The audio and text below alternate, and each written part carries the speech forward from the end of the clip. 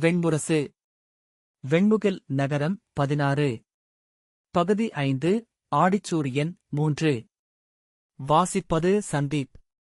வைவஸ்வத மனுவின் மைந்தனாகிய மாமன்னர் சர்யாதிக்கு மகளாகப் பிறந்த சுகன்யையை வாழ்த்துவோம். இந்த இளங்குளிர் மாலையில் அவள் கதையைப் பாடப் பணித்த சொல்தெய்வத்தை வணங்குவோம். வெற்றியும் புகழும் விளங்கும் பாஞ்சால மண்ணில் அவள் கதை மீண்டும் எழுக. நாவிலிருந்து நாவுக்குப் பற்றிக் கொண்டு கால முடிவு வரை அது நீள்க என்று சூதர் பாடிவிட்டு கண்களை மூடிக்கொள்ள குறுமுழவும் யாழும் அந்த சுதியை மீட்டி முன் சென்று அமைந்தன. அவரது குரல் எழுந்தது. சர்யாதிக்கு 4000 துணைவியர் இருந்தனர் என்றனர் புலவர்.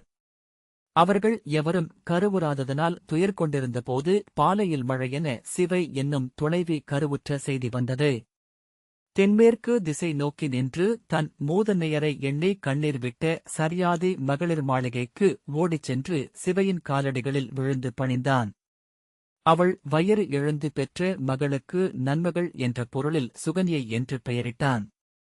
அதன்பின் மகளுடன் குலவி வாழ்வதே அவன் அறிந்த உலகின்பமாக ஆயிற்று. கோலையும் முடியையும் அமைச்சரிடம் அளித்துவிட்டு இனிய மலர்காடுகளில் மகளுடனும் மனைவியருடனும் விளையாடி வாழ்ந்தான். ஒவ்வொரு முறையும் மானுடர் புகாத பேரழகு கொண்ட காடுகளை கண்டறிந்து சொல்லும்படி தன் ஒற்றர்களுக்கு ஆணையிட்டான். அவர்கள் சொன்ன சியவனவனம் என்னும் காடு அவன் கண்டதிலேயே பேரழகு கொண்டிருந்தது. வானுருகி வழிந்த சிற்றாரின் கரையில் தளிர்களும் மலர்களும் செறிந்த மரங்களால் ஆன இளஞ்சோலை. அதில் யானை தோலால் கூடாரமடித்து தன் 7 துணைவியருடனும் இளமகளுடனும் அவள் தோழிகளுடனும் அவன் காணாடலானான். பேதை முதிர்ந்து பெதும்பை என்றாகிய சுகன்யை பேரழகு கொண்டிருந்தாள்.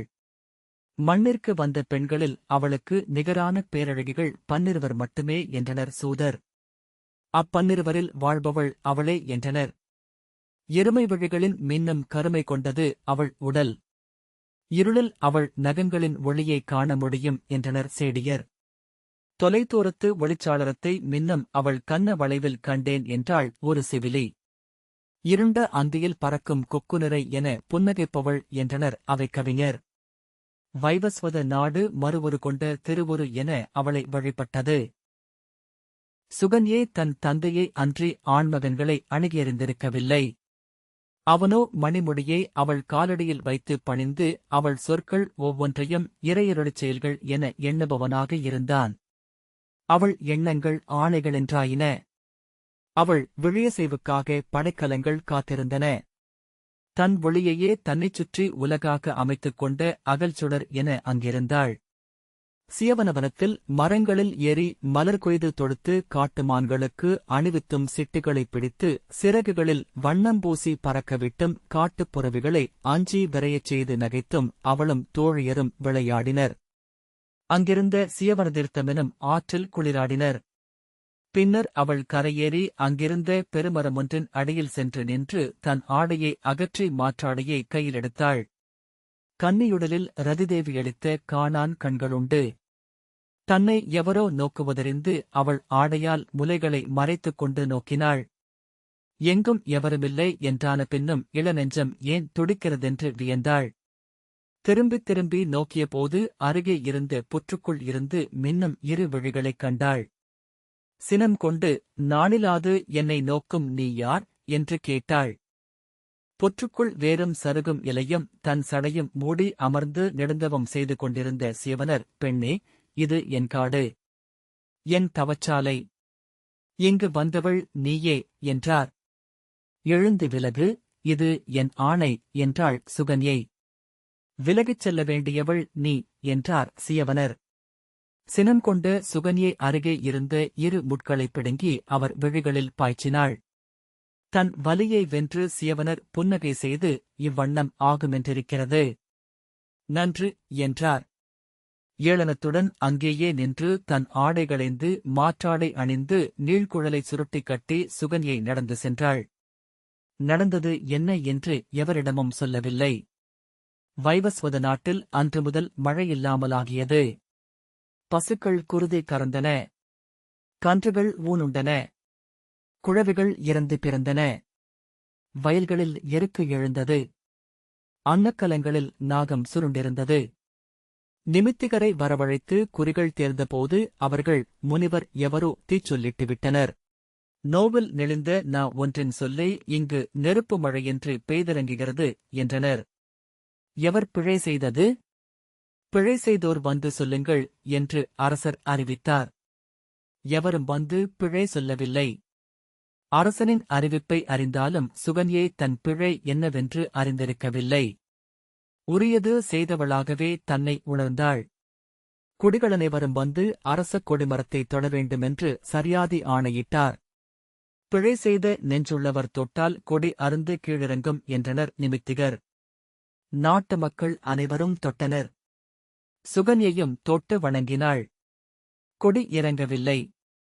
சுகன்யையின் கண்ணெதிரே நாடு கருகி அழிந்தது. கொற்றவை ஆலயத்தில் குழல் பூசனை செய்யச் சென்று மீண்டபோது சாலையோரத்தில் பசித்து சோர்ந்து கிடந்த குழவிகளைக் கண்டாள். நெஞ்சு உருகி அழுதபடி அரண்மனைக்கு வந்தாள். தன் உப்பருகையில் அமர்ந்து அழுத அவளிடம் செவிலியான மாயை வந்து ஏனென்று கேட்டாள். நிகழ்ந்ததை சொன்னபின் நான் செய்ததில் பிழை என்ன?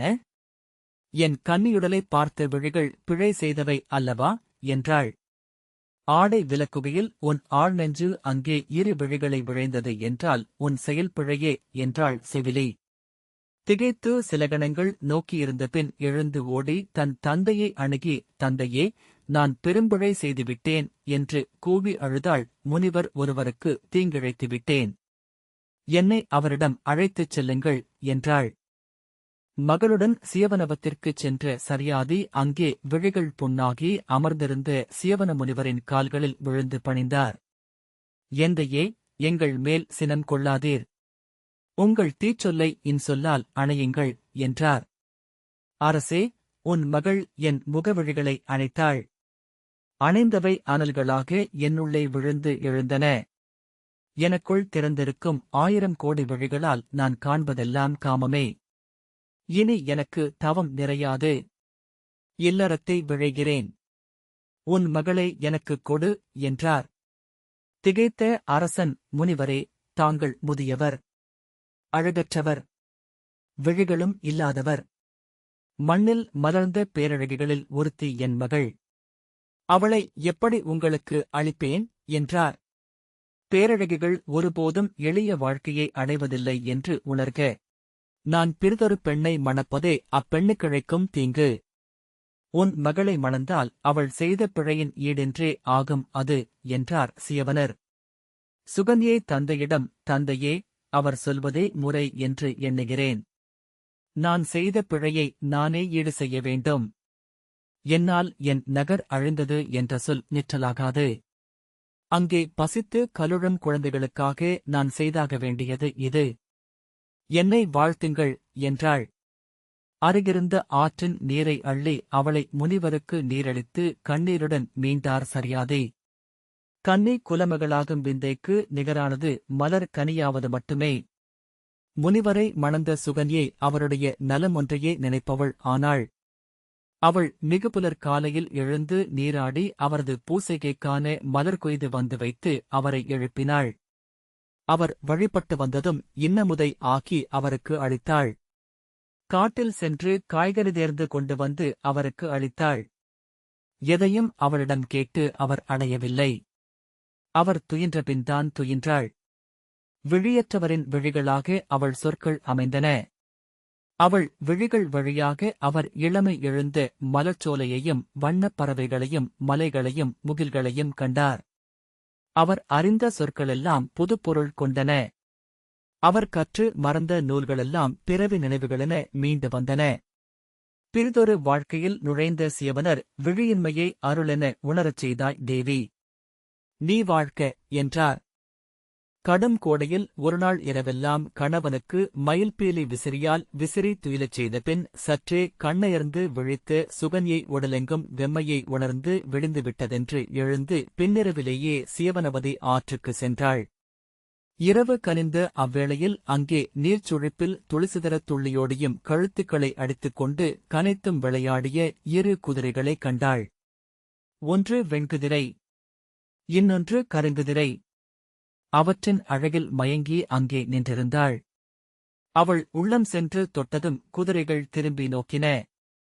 குதிரை வடிவாக வந்த அஸ்வினி தேவர்கள் இருவரும் உருவும் நிழலுமென ஓடி அவளருகே வந்தனர். விண்ணகத்து கன்னியரை விட அழகு கொண்டிருக்கிறாய். இந்த அடவியில் என்ன செய்கிறாய் என்று கேட்டனர். நான் சர்யாதி மன்னரின் மகள், சியவனரின் துணைவி. இங்கு நீராட வந்தேன் என அவள் சொன்னதும் அவர்கள் அவளை அறிந்து கொண்டனர்.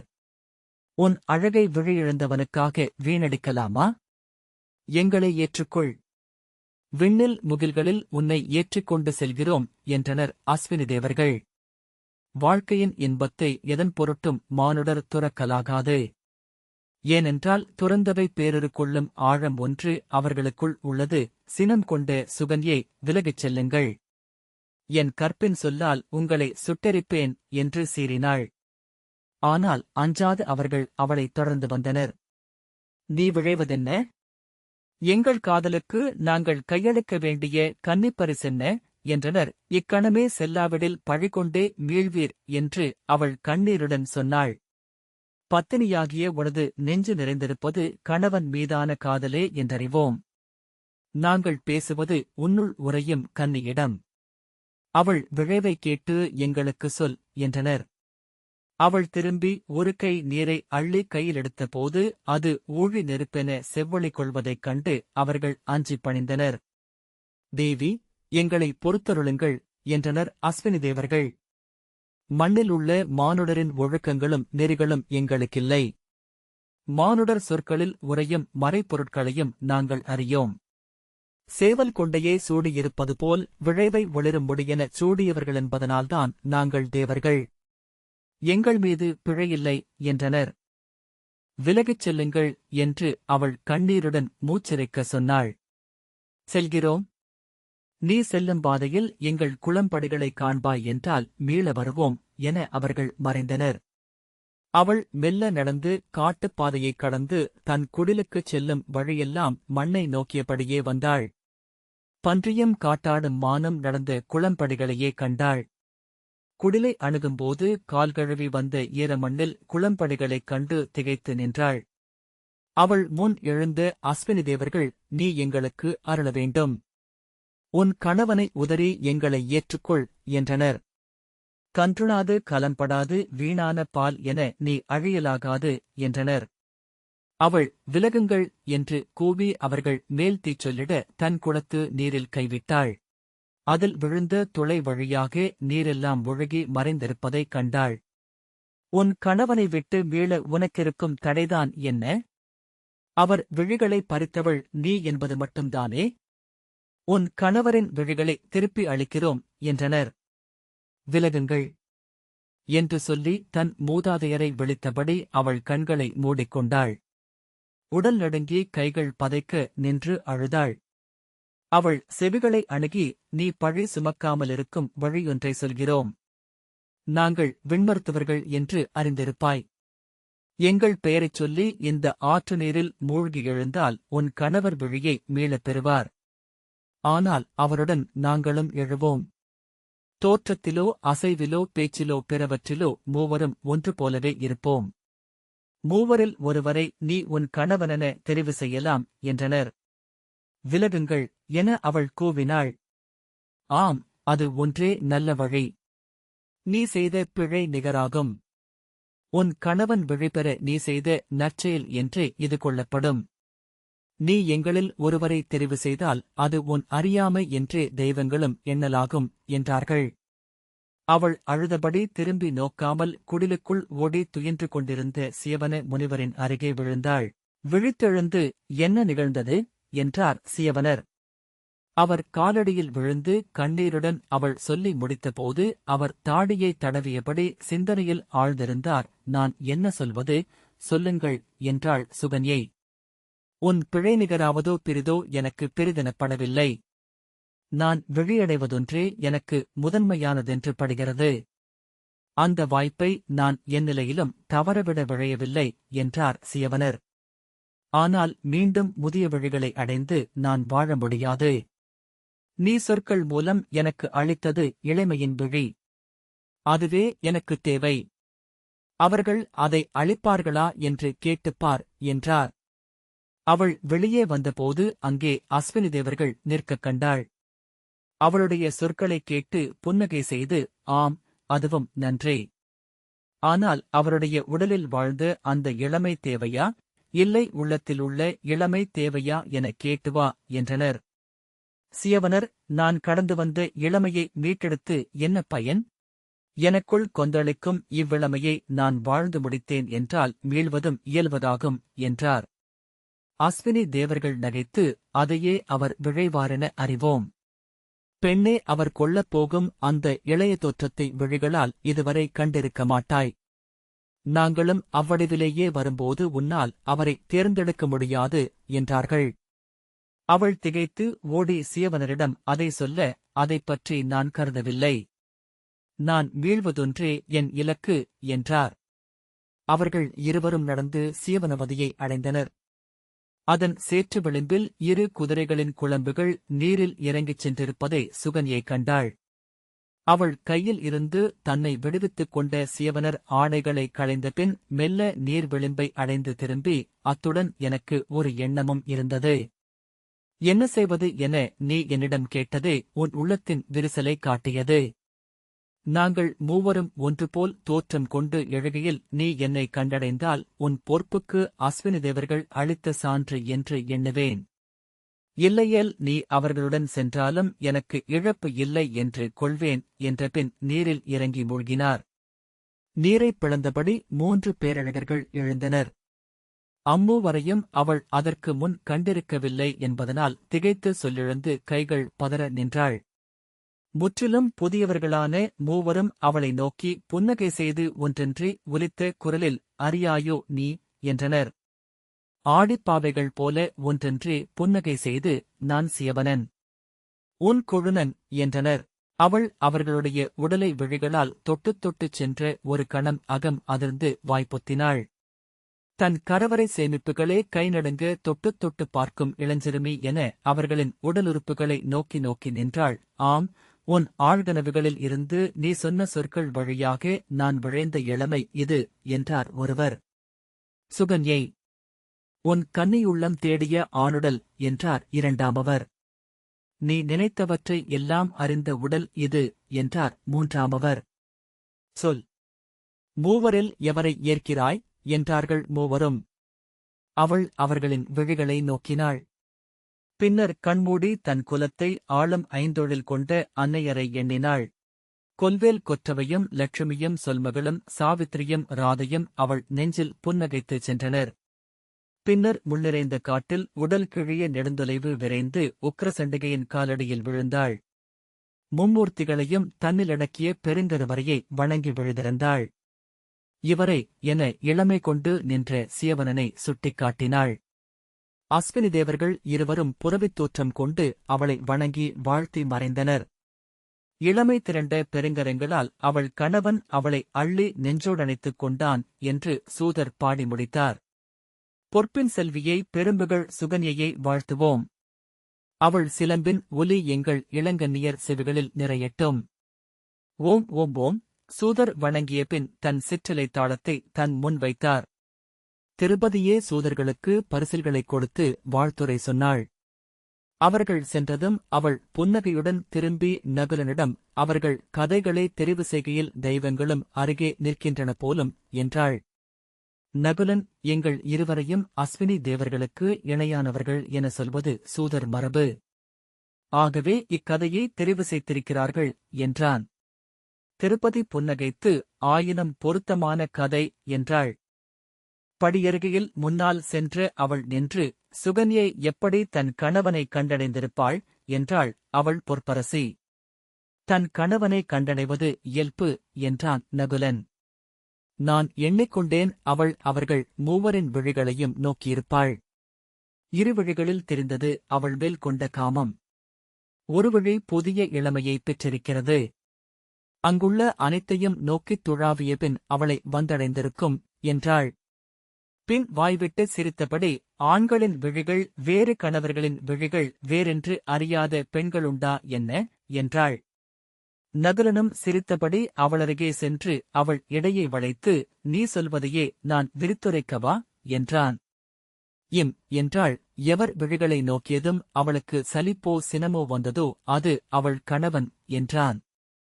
அவள் அவனை செல்லமாக அடித்து, இதென்ன எளிய பேச்சு என்றாள். அவளைத் தழுவியபடி உப்பரிகைக்கு செல்கையில் அவன் கேட்டான், சரி, நீ சொன்னதை ஏற்றுக்கொள்கிறேன். அவ்வண்ணமென்றால் அவள் ஏன் தன் கணவனை ஏற்றுக்கொண்டாள்? திருபதி திரும்பி, அப்படி ஏற்றுக்கொண்டமையால்தான் அவள் பொற்பரசி என்றாள். நகுலன் அவள் விழிகளை நோக்கினான். அவள் புரியவில்லை அல்லவா என்றாள். ஆம் என்றான். புரியாமலே அங்கிருக்கட்டும் என்றாள். அவளுடைய ஆணவம் என்றான் நகுலன். அஸ்வினி தேவர்களிடம் தோற்க அவள் விழையவில்லை. திருப்பதி சிரித்து, அதுவும் ஆம் என்றாள். அவன் மேலும் சென்று, அவள் அவரது அகத்தை முன்னரே அறிந்து ஏற்றுக்கொண்டு விட்டிருந்தாள் என்றான். அதுவும் ஆம் என்றபின் அவள் திரும்பி அவன் கழுத்தை தன் கைகளால் வளைத்து, இன்றிரவெல்லாம் நீங்கள் சொல்லப் போகும் அத்தனை விடைகளும் ஆம். அதன்பின் ஒன்று எஞ்சியிருக்கும் என்றாள். அவள் கன்னத்தை தன் உதடுகளால் வருடி காதோர மயிர்ச்சுருளை இதழ்களால் கவ்வினான். சூ என அவள் அவனை தள்ளினாள். சொல், அது என்ன என்றான்.